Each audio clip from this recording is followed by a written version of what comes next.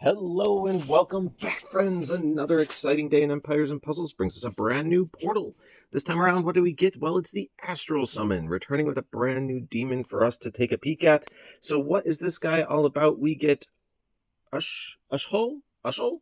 Okay. His art is a little interesting. I like how it looks like his horns are just kind of being swayed back into oblivion there. He's very whooshy, I guess would be the way of putting it, right? Interesting looking guy. But let's see if he also does some interesting things. So we'll start things out with the fact that he's the wizard class, which does give him that chance to do extra damage based off the amount of buffs your opponent has. Then he also has the Astral Demon family bonus, which will be a bonus for 1 or 2 heroes.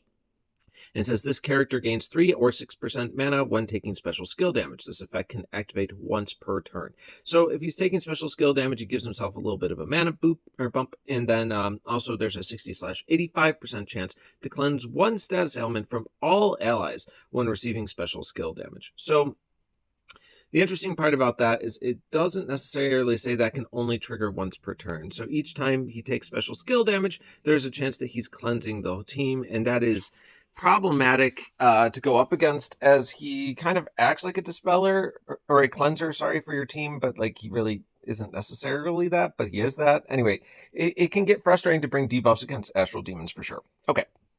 Down here in the passives department, we get Hinder Mana. Now, by the way, these passives are fantastic. We're going to go through all of them. But the first one is Hinder Mana, which reduces the amount of mana increased by special skills, passive skills, family bonuses, and status effects by negative 80%.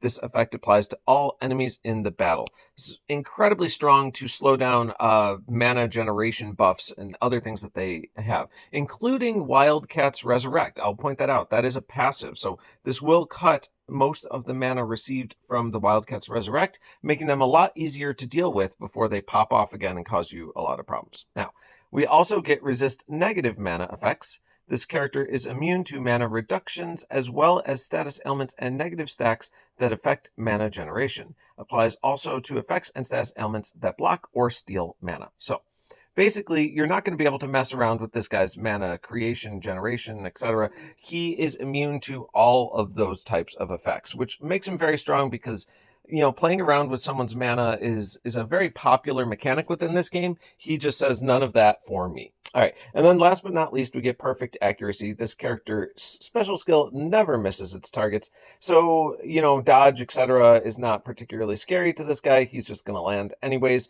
That has been a trait of pretty much all the astral characters, whether it be the elves, the dwarves, or these demons. So pretty cool stuff. Now, into our Aether Power department, we do get damage reduction, which is going to be just a flat 10% decrease to the amount of damage received for the first 6 turns.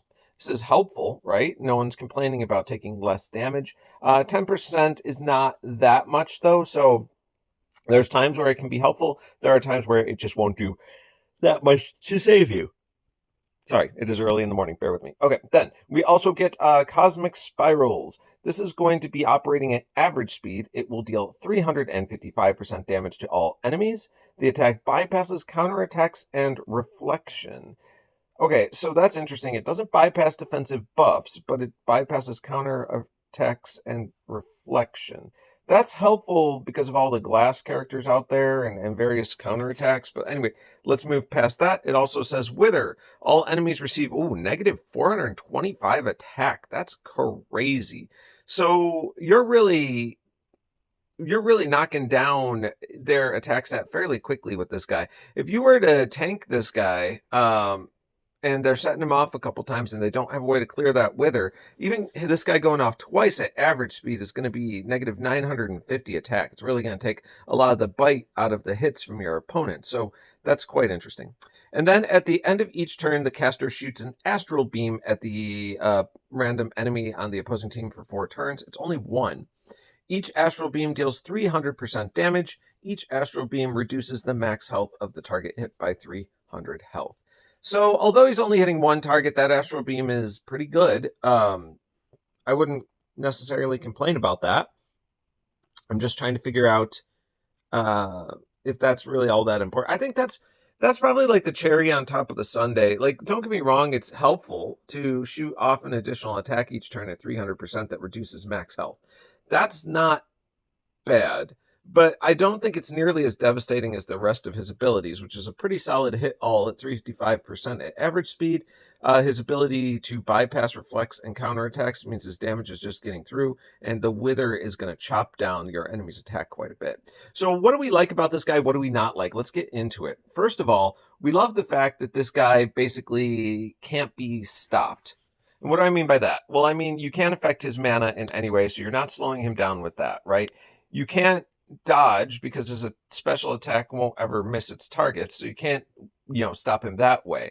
You also can't stop him with reflects or with counterattacks. Like, that's not going to slow him down either because his attack's going to bypass those effects as well. So all of that means that this guy's just very difficult to deal with. So how do you stop him, right? Because all of those options aren't on the table. What is on the table is effects that can possibly stop him, like a mindless or a silence or something to that effect. Now, I do want to point out that although those effects will land on him fairly easily as a wizard, there is a chance, because of his family bonus here, saying he has a 60/85% chance to cleanse one status ailment from all allies when receiving special skill damage. So there is a chance that he will be able to just cleanse off any silence or mindless or anything like that by taking special skill damage. So even if you're trying to stop him that way, he has a chance to get around that potential as well. So this guy is just a pain in the butt, and I don't really know how to handle him well other than suggesting that you kill him, right? You just kill him and take him off the board, and then he's not that much a problem anymore. But like, while he's out there, trying to control him is just not going to be a particularly easy task or the route that I would suggest. At over 2,000 attack power, this guy is going to hit pretty dang hard at 355% damage to all. Like I said, I could see this guy even fulfilling a defensive tank role with this amount of Wither. Think similar to Imagus. There you go. That purple wildcat whose Wither just kept popping out and causing problems. The difference with Imagus is that, of course, he had 9 lives, which was super helpful as a defensive tank. This character will not. But the thing is, if this character is able to go off even twice before the inevitable bring down of him as a tank, I just don't know how easy it will be for your opposing team to recover from that much negative attack. The rest of their hits are going to hit fairly weakly while you finish off the rest of their team, assuming they can't clear that Wither. And unfortunately, as things go, our garrison guards are getting older and older.